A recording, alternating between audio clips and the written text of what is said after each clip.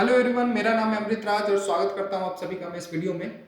आज के इस वीडियो में ज्योग्राफी का एक हम बहुत ही इंपॉर्टेंट टॉपिक पढ़ने वाले हैं जो हमारे सामने स्ट्रक्चर ऑफ एटमॉस्फेयर। हमारा जो अर्थ है इसमें क्या है, एटमॉस्फेयर पाए जाते हैं। एटमॉस्फेयर में बहुत सारी गैसेज पाई जाती है। तो हमारे अर्थ के एटमॉस्फेयर को डिवाइड किया गया है लेयर्स में। उन लेयर्स के बारे में हमें पढ़ना है। ठीक है, तो फर्स्ट ऑफ ऑल ये समझे, कोई भी हमारा जो अर्थ है, हमारे अर्थ में बहुत सारे क्या है, गैसेस पाई जाती है। हमारा अर्थ का जो ये क्या है, एटमॉस्फेयर है ना, इसमें क्या है, बहुत सारी गैसेस पाई जाती है। सबसे ज्यादा अगर आपसे पूछा जाए कौन सी गैस पाई जाती है, सबसे ज्यादा आपकी पाई जाती है नाइट्रोजन। सबसे ज्यादा कौन सी गैस पाई जाती है, नाइट्रोजन। नाइट्रोजन के बाद आपका क्या पाया जाता है, ऑक्सीजन। ऑक्सीजन के बाद आपका पाया जाता है आर्गन, और आर्गन के बाद आपका पाया जाता है CO2। ठीक है, क्या है इनका परसेंटेज वो देख लेते हैं। 78% आपकी कौन सी गैस पाई जाती है, नाइट्रोजन पाई जाती है। 21% आपकी कौन सी गैस पाई जाती है, ऑक्सीजन। यही दोनों अगर आप मिलाओगे तो 99% गैस नाइट्रोजन और ऑक्सीजन ही है। अगर आर्गन की मैं बात करूं तो 0.96% पाई जाती है आपकी आर्गन, और CO2 की मैं बात करूं तो 0.03% आपको CO2 पाया जाता है। हमारे एटमॉस्फेयर में बहुत सारी गैसेस पाई जाती है।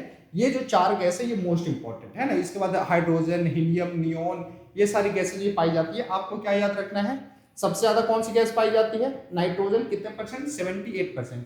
उसके बाद ऑक्सीजन 21%, आर्गन 0.96% और CO2 0.03%। अब ये बढ़ के आपका 0.04% हो गया। ठीक है, अब देखते हैं हमारा जो अर्थ है उसके एटमॉस्फेयर को कितने भागों में बांटा गया, टोटल 5 भागों में बांटा गया। पहला जो आपका ट्रोपोस्फेयर, ठीक है, पहला जो आपका वो क्या है, आपका ट्रोपोस्फेयर। दूसरा स्ट्रेटोस्फेयर, तीसरा मीजोस्फेयर, चौथा थर्मोस्फेयर और पांचवा एक्सोस्फेयर। हमारा जो अर्थ है, हमारे अर्थ का जो एटमॉस्फेयर है उसे 5 लेयर में बांटा गया है। पहला कौन सा, ट्रोपोस्फेयर, स्ट्रेटोस्फेयर, मीजोस्फेयर, थर्मोस्फेयर और एक्सोस्फेयर। अब देखें, हम जो है अर्थ पे अपने खड़े हैं, हम यहां से बिल्कुल ऊंचाई पे जाते रहेंगे तो ये सारे लेयर हमें देखने को मिल जाएंगे। देखो पहला कौन सा है, ट्रोपोस्फेयर, फिर स्ट्रेटोस्फेयर, फिर मीजोस्फेयर, फिर थर्मोस्फेयर और फिर एक्सोस्फेयर। धीरे धीरे हम अपने अर्थ में ऊंचाई पे जाएंगे तो ये सारे हमें मिल जाएंगे। अब कितनी ऊंचाई पे जाएंगे, तो मैं आपके सामने एक रॉ डायग्राम बना रहा हूं, ठीक है ना। और आप लोग मेरे साथ अगर रॉ डायग्राम खुद से बनाओगे तो ज्यादा अच्छा रहेगा। ये है हमारे अर्थ का एटमोस्फेयर। ये क्या है हमारे अर्थ का, मान लो ये हमारे अर्थ का क्या है, सरफेस। ये है आपका अर्थ सरफेस। ये आपका क्या है, अर्थ सरफेस। अब देखें, यहां से अगर आप 18 किलोमीटर की ऊंचाई तक जाओगे, यहां से कहां, 18 किलोमीटर। हमारे अर्थ सरफेस मतलब 0 किलोमीटर से लेकर अगर आप 18 किलोमीटर तक जाएंगे तो आपको जो एटमॉस्फेरिक लेयर मिलेगा उसे हम क्या बोलते हैं, उसे हम बोलते हैं ट्रोपोस्फेयर। उसे क्या बोला जाता है, ट्रोपोस्फेयर। अब देखिए, ये जो है इक्वेटर से 0 से 18 है, लेकिन हम पोल से अगर लेते हैं, हमारा जो नॉर्थ पोल और साउथ पोल है, तो 8 से 18 किलोमीटर तक आपको देखने को मिल जाएगा। कौन सा, आपका ट्रोपोस्फेयर। अब इसमें एग्जाम में कैसे क्वेश्चन पूछे जाते हैं, बहुत इंपॉर्टेंट है। क्योंकि देखो, हम जो रहते हैं, हम भी किस एटमॉस्फेयर में रहते हैं, ट्रोपोस्फेयर में, है ना। 0 से 18 के बीच में रहते हैं हम। अब इसमें क्या होती है, जितनी भी मौसमी घटनाएं हैं, ठीक है ना, जैसे बारिश, बादल, आंधी, तूफान, ये सारे के सारे कहां होते हैं, आपके ट्रोपोस्फेयर में होते हैं, है ना। बहुत बार एग्जाम में पूछा जाता है आपसे कि आप बताएं बारिश जो है एटमॉस्फेयर के किस लेयर में होता है, तो बारिश ट्रोपोस्फेयर में, आंधी, तूफान, ये सब कुछ कहां होता है, ट्रोपोस्फेयर में। इसकी हाइट 0 से 18 किलोमीटर है। इसके बाद अगर आप इसके ऊपर जाएंगे, है ना, इसके ऊपर अगर आप जाएंगे तो आपको जो मिलेगा उसको बोलते हैं स्ट्रेटोस्फेयर। क्या मिलता है आपको, स्ट्रेटोस्फेयर। मैं डायग्राम आपको दिखा दूंगा, लेकिन अगर आप खुद से बनाएंगे तो आपके लिए ज्यादा अच्छा रहेगा। स्ट्रेटोस्फेयर की अगर आप हाइट देखोगे तो ये 18 से 50 किलोमीटर तक आपको देखने को मिल जाएगा। ठीक है, कितने, 18 से 50 किलोमीटर तक आपको क्या देखने को मिलेगा, स्ट्रेटोस्फेयर देखने को मिल जाएगा। अब ये उससे भी, ट्रोपोस्फेयर से भी क्या है, ज्यादा इंपॉर्टेंट है, क्योंकि इसी में बीच में, है ना, at the height of 25 kilometre, कितने किलोमीटर की हाइट पे, 25 किलोमीटर, अप्रोक्सीमेटली 25 किलोमीटर के हाइट पे आपको एक लेयर देखने को मिलता है, इसे हम बोलते हैं ओजोन लेयर। ओजोन लेयर, ठीक है। मैंने क्या बताया, हमने अपने एटमॉस्फेयर के लेयर को कितने भाग में बांटा है, 5 भाग में। सबसे जो पहला लेयर है वो कौन सा, आपका ट्रोपोस्फेयर, जिसकी हाइट इक्वेटर से अगर देखोगे तो 0 से 18 किलोमीटर और पोल से देखोगे तो 8 से 18 किलोमीटर आपको देखने को मिल जाएगी। जितनी भी मौसमी घटनाएं होती है, बादल, बारिश, आंधी, तूफान, ठीक है, सब कुछ आपको कहां पे होगा? ट्रोपोस्फेयर में। अब ट्रोपोस्फेयर के बाद जो है वो क्या आपका स्टार्ट हो जाता है? वो जाता है स्ट्रेटोस्फेयर, और इस लाइन को बोलते हैं ट्रोपोपॉज। इसे क्या बोला जाता है? ट्रोपोपॉज, क्योंकि यहां से ट्रोपोस्फेयर क्या हो गया आपका? खत्म हो गया। अच्छा, एक चीज और ट्रोपोस्फेयर में याद रखेंगे, मोस्ट इंपॉर्टेंट, ट्रोपोस्फेयर में हाइट के साथ, ट्रोपोस्फेयर में जैसे जैसे हम क्या करेंगे, ऊंचाई पे जाएंगे, टेम्परेचर क्या है? डिक्रीज हो जाएगा। मतलब ये टेम्परेचर जो है हाइट के साथ क्या है? डिक्रीज हो जाएगा। कितना? तो 165 मीटर अगर आप हाइट पे जाओगे तो 1 डिग्री टेम्परेचर क्या हो जाएगा? डाउन हो जाएगा। बहुत ज्यादा इंपॉर्टेंट है, याद रखेंगे। ठीक है, ट्रोपोस्फेयर में देखते होगे आप लोग, हम पहाड़ों पे घूमने जाते हैं, क्यों? क्योंकि पहाड़ों पे ठंडक होती है। क्यों? क्योंकि पहाड़ जो होते हैं ऊंचाई होते हैं। आप कहीं भी घूमने चले जाओ, लोग हिल स्टेशन घूमने जाते हैं, है ना। तो बेसिकली क्या होता है कि हाइट के साथ टेम्परेचर क्या होता है? डिक्रीज होता है। 165 मीटर की ऊंचाई पे अगर हम चले जाएंगे तो 1 डिग्री टेम्परेचर हमारा क्या हो जाता है? 1 डिग्री टेम्परेचर कम हो जाता है। ठीक है, किसकी बात हो रही है? ट्रोपोस्फेयर। अब हम आ जाते हैं स्ट्रेटोस्फेयर में। इसमें जो सबसे ज्यादा इंपॉर्टेंट है, जो एग्जाम में आपसे पूछा जाता है, एरोप्लेन।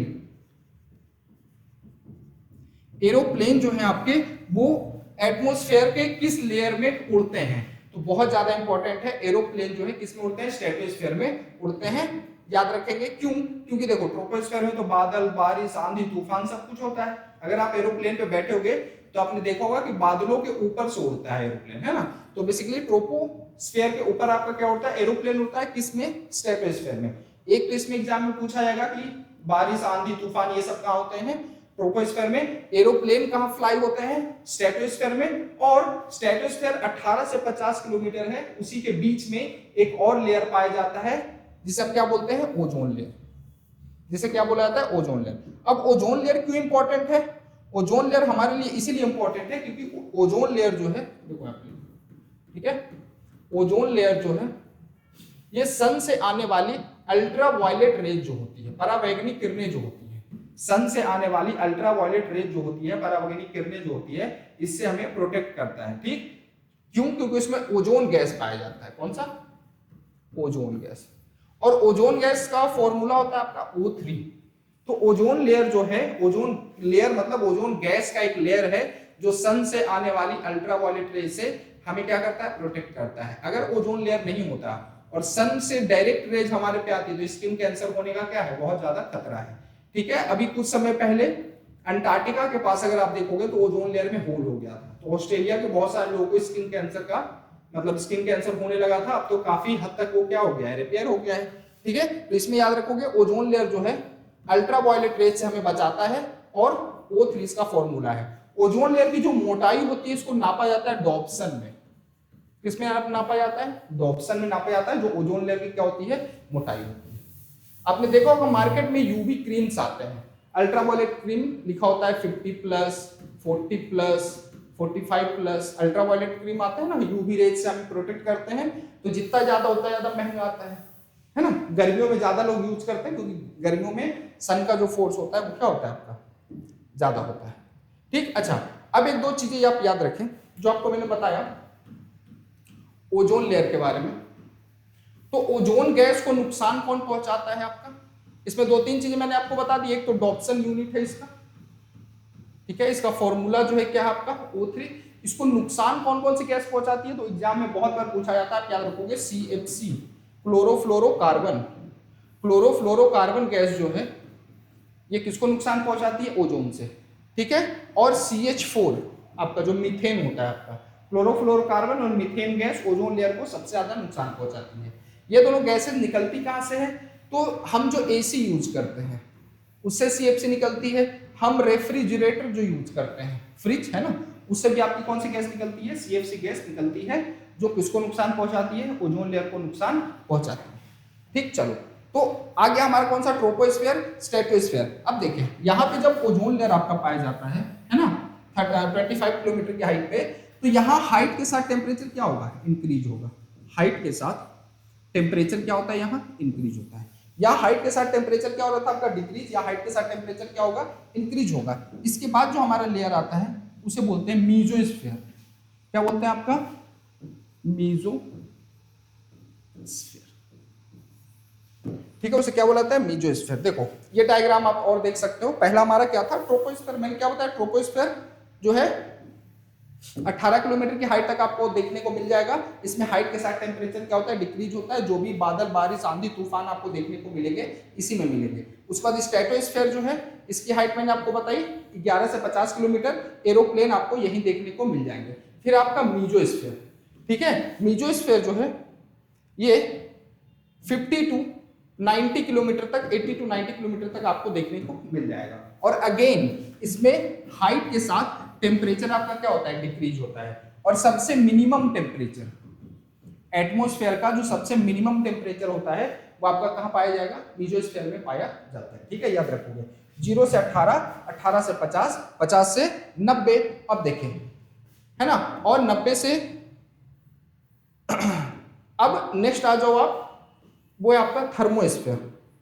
कौन सा है, थर्मोस्फीयर, थर्मोस्फीयर। ठीक है, थर्मोस्फीयर याद रखोगे 90 टू 700 किलोमीटर तक आपका पाया जाता है। ठीक, अब थर्मोस्फीयर या इसको हिंदी में बोलते हैं आयन मंडल, आयन मंडल। अच्छा, ट्रोपोस्फीयर को हिंदी में बोला जाता है क्षोभ मंडल, समताप मंडल, मध्य मंडल, आयन मंडल, है ना, फिर बहिर्मंडल हो जाएगा। अब ये आयन मंडल क्यों बोला जाता है, क्योंकि इसमें आयन पाए जाते हैं। क्या पाए जाते हैं आपके, इसमें आयन पाए जाते हैं। इसकी हाइट कहां तक है आपका, 700 किलोमीटर तक है। अगेन इसमें हाइट के साथ टेम्परेचर क्या होता है आपका, इंक्रीज होता है। ठीक है, इसमें क्या पाए जाते हैं, आयन पाए जाते हैं, जो हमारे रेडियो फ्रीक्वेंसी को क्या करते हैं, डाइवर्ट करते हैं। हम यहाँ से कुछ रेडियो 98.3 वगैरह डालते हैं तो वो सीधे कहाँ जाते हैं, आप याद रखोगे थर्मोस्फीयर में, वहां से वो रिफ्लेक्ट होके फिर वापस आते हैं अर्थ पे, है ना। तो ये काफी ज्यादा इंपॉर्टेंट है, क्योंकि इसमें क्या पाए जाते हैं, आयंस पाए जाते हैं। Got it. इसके बाद जो आता है आपका, इसके बाद आपको एक्सोस्फीयर, क्या आता है आपको, एक्सोस्फीयर। एक्सोस्फीयर या इसको बोलते हैं बाह्यमंडल, एक्सोस्फीयर इसको बोलते हैं बाह्यमंडल। अब देखें 700 से देखोगे तो 10,000 किलोमीटर तक आपको देखने को क्या मिल जाएगा, एक्सोस्फीयर देखने को मिल जाएगा। अब देखो धीरे धीरे हम अर्थ में जैसे जैसे ऊंचाई पे जाते हैं, एटमॉस्फेयर क्या होता है, खत्म होने लगता है ना। अगर आप देखोगे आफ्टर 1000 किलोमीटर तो धीरे धीरे एटमॉस्फेयर खत्म होना मतलब गैसों की क्वांटिटी खत्म होना, मतलब गैस नहीं पाए जाएंगे। तो 1000 किलोमीटर के बाद गैस धीरे धीरे क्या हो जाते हैं, कम होते जाते हैं। और आफ्टर 10,000 किलोमीटर हम पूरी तरीके से किसमें पहुंच जाते हैं, स्पेस में। ठीक है, हम पूरी तरह किसमें पहुंच जाते हैं, स्पेस में पहुंच जाते हैं। अब देखो जो स्पेस क्राफ्ट होते हैं हमारे, वो भी किसमें होते हैं, आपको एक्सोस्फीयर में देखने को मिलेंगे। ठीक, तो हमने देखा कौन सा, ट्रोपोस्फीयर, स्ट्रेटोस्फीयर, मीजोस्फीयर, थर्मोस्फीयर और एक्सोस्फीयर, है ना। देखो लास्ट आपको कहां तक देखने को मिलेगा, 10,000 किलोमीटर तक देखने को मिल जाएगा। अब जो चीजें मैंने बताई ऑलमोस्ट वही सारी चीजें आपको इसमें देखने को मिलेगा, लेकिन पीपीटी से मैं नहीं पढ़ाता हूं, लेकिन लास्ट में एक बार आपको रिवीजन कर देते हैं। ठीक है, पहले हमने क्या देखा, ट्रोपोस्फीयर देखा, सबसे लोएस्ट लेयर है। ठीक है, अब देखें, अब एक चीज और आप समझे, यहां पे मैंने आपको बताया था इसको बोला जाता है ट्रोपोपॉज। इसको हमने क्या बोला था, ट्रोपोपॉज। इसको हम बोल देते हैं स्ट्रेटोपॉज। ठीक है, जहां पे ये खत्म होता है उसको हम क्या बोलेंगे, स्ट्रेटोपॉज। यहां पे ये खत्म हो रहा है इसको बोलेंगे मीजोपॉज। तो कभी अगर एग्जाम में पूछा जाए इसको थर्मोपॉज, तो कभी अगर एग्जाम में पूछ लिया जाए ट्रोपोपॉज क्या है, तो जहां पर ट्रोपोस्फीयर खत्म होके क्या स्टार्ट हो रहा है आपका, स्ट्रेटोस्फीयर हो रहा है, तो उसको हम ट्रोपोपॉज बोलते हैं। ठीक, देखो कहां से कहां आपको 18 किलोमीटर तक ये देखने को मिलेगा। All kind of weather changes occur within this layer, है ना। जो भी मैंने बताया वेदर चेंजेस, बारिश, आंधी, तूफान, जो भी आपको देखने को मिलेगा, कहां मिलेगा आपको, ट्रोपोस्फीयर में देखने को मिलेगा। और 165 मीटर अगर आप हाइट पे जाओगे, अगर आप 165 मीटर की हाइट पे जाएंगे तो 1 डिग्री टेम्परेचर क्या हो जाता है, डिक्रीज हो जाता है, जिसको नॉर्मल लैप्स रेट बोला जाता है। क्या बोलते हैं, नॉर्मल इन्वायरमेंटल लैप्स रेट बोला जाता है। Troposphere transition separate the troposphere from stratosphere. Tropopause जो है वो ट्रोपोस्फीयर और स्ट्रेटोस्फीयर के बीच का हिस्सा है। ठीक, देखो इसके बाद क्या आ जाता है आपका, स्ट्रेटोस्फीयर। स्ट्रेटोस्फीयर में देखोगे तो second layer of our atmosphere. ठीक है, 50 किलोमीटर की हाइट पे अगर आपको देखने को मिल जाएगा। इसी में अगर आप देखोगे तो ओजोन लेयर प्रेजेंट है। Ozone layer found in this layer, और जो अल्ट्रावायलेट रे को क्या करता है, एब्जॉर्ब करता है और हमें प्रोटेक्ट करता है। स्ट्रेटोपॉज से फिर क्या स्टार्ट हो जाएगा आपका मीजोस्फीयर स्टार्ट हो जाएगा। ठीक, स्ट्रेटोस्फीयर क्यों इंपॉर्टेंट है? क्योंकि ये free from cloud weather condition, जिस कारण से ये एरोप्लेन को फ्लाई करने के लिए आइडियल सिचुएशन प्रोवाइड करती है, इसीलिए ट्रोपोस्फीयर बहुत इंपॉर्टेंट है। ट्रोपोस्फीयर में बहुत बार क्वेश्चन पूछा था, एरोप्लेन एटमॉस्फेयर के किस लेयर में फ्लाई होते हैं, तो आप याद रखोगे स्ट्रेटोस्फीयर में फ्लाई होते हैं। देखो सीएफसी के बारे में आपको बताया था मैंने, ठीक है। देखो सीएफसी पे बैन लगाया गया था, जो आपका मॉन्ट्रियल प्रोटोकॉल हुआ था 1987 में, उसमें सीएफसी पे बैन लगाया गया था। थर्ड आपका मैंने देखा कौन सा, मीजोस्फीयर। स्ट्रेटोस्फीयर के ऊपर क्या पाया जाता है? मीजोस्फीयर। मैंने आपको बताया ये सबसे ठंडा है, it is the coldest atmospheric layer, ठीक है। द मीजोस्फीयर 50 किलोमीटर से स्टार्ट होता है, ठीक, 80 किलोमीटर तक जाता है। द ट्रोपोस्फीयर ड्रॉप्स, ठीक है। और यहां आपको देखोगे -100 डिग्री के आसपास भी आपको टेम्परेचर देखने को मिल जाएगा, है ना। फिर मीजोपॉज होता है, मीजोपॉज के बाद क्या स्टार्ट हो जाएगा? आपका थर्मोस्फीयर स्टार्ट हो जाएगा। थर्मोस्फीयर में thermosphere found above the mesopause from 80 to 400, उसको 700 किलोमीटर। और यहाँ क्या पाए जाते हैं? आपको यहाँ रेडियो वेव्स पाए जाते हैं, जो अर्थ को क्या करते हैं? उसको ट्रांसमिट करते हैं। द टेम्परेचर इंक्रीजेज, जिसमें भी आपको बताया मैं, टेम्परेचर इंक्रीज होते हैं। और सैटेलाइट भी आपको इसी लेयर में देखने को मिल जाएंगे, ठीक है। इसी का एक और नाम है जिसको आइनोस्फीयर बोला जाता है, या तो उसको आप बोल लो थर्मोस्फीयर, या आप उसको बोल लो आइनोस्फीयर। क्यों? क्योंकि अभी मैंने आपको बताया कि इसमें क्या पाए जाते हैं, इसमें आयंस पाए जाते हैं। लास्ट था आपका exosphere, this is the outer most layer of the earth. और इसके बाद क्या स्टार्ट हो जाता है? स्पेस स्टार्ट हो जाता है। देखें ये एक ऐसा टॉपिक है तो बहुत छोटा सा टॉपिक, लेकिन आपसे एग्जाम में क्वेश्चन इससे पूछे जाते हैं। आपको इसमें बिल्कुल ये याद रखना है कि हमारे एटमॉस्फेयर में सबसे ज्यादा जो गैस पाई जाती है वो आपके नाइट्रोजन पाई जाती है 78%। हमारे एटमॉस्फेयर के लेयर को 5 भागों में बांटा गया है, troposphere, stratosphere, mesosphere, thermosphere, exosphere, ठीक है। जैसे जैसे हम हाइट पे जाते हैं वैसे वैसे चीजें बढ़ती जाती है।